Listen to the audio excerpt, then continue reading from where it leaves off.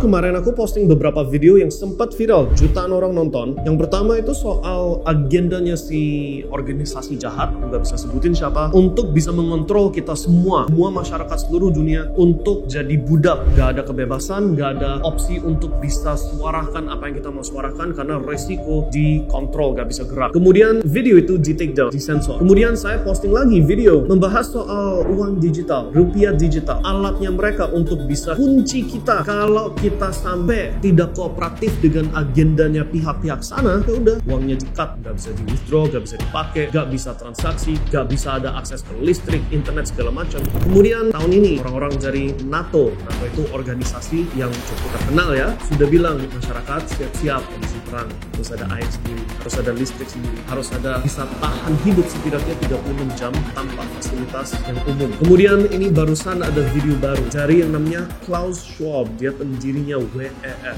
Siapa ya ini organisasi ini? Nggak boleh bilang. Tapi nonton dulu videonya. For this reason, what we have seen in the elections in the United States, in the Brexit vote, this anger of people against globalization and against the elites. If you look what's happening in the United States, particularly, you have this anti-system movement. What we are seeing is a revolution against the system. It's dismantling the system, and we see certain elements of this now in the new US administration. Kamu bisa lihat gak sih matanya dia, suaranya dia, gerak-gerik badannya kayak apa? Ini seorang yang memihak ke siapa ini? Dia sampai bilang dalam ucapannya dia, globalis dan elit, right? Mereka against the globalist and elite. Mereka itu kita. Oke, so dia memihak ke siapa? Memihak ke elit atau ke masyarakat? Dan dari gerak-gerik suara bla bla bla, kelihatan kan? Dia nervous, yaitu ada sedikit takutnya karena rencana dia, yaitu yang namanya the Great Reset, untuk bisa kunci kita semua gak bisa punya apa-apa, ternyata gak diterima dengan baik. So, tahun ini sudah diumumkan, diresmikan akan ada digital rupiah. Ini kita omong 2024. Aku sudah pernah membahas imbasnya apa kalau sampai kita menerima polis baru ini. Tapi kali ini karena aku tahu ini akan di take down kalau aku gak hati-hati. Kali ini aku gak bisa ngomong apa-apa. Kali ini jangan dari saya. Jadi kita akan gunakan sebuah ilustrasi, sebuah cerita yang totally fiktif, gak ada kebenarannya sama sekali. Ini ngomong kosong doang. Ready? Let's start.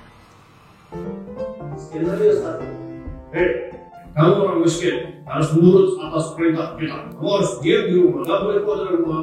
Kalau kita kasih kalian obat yang harus diminum, harus kamu minum. Kalau nggak bisa terbang, nggak bisa pakai fasilitas umum, nggak boleh apa-apa. Oke, bos. Good. Sekarang kerja buat kita. Hasilkan kita duit, ketika kamu terima gaji, belanjain gaji kamu untuk beli barang-barang yang kita produksi. Ujung-ujungnya uang kamu balik ke kita. Yes, bos.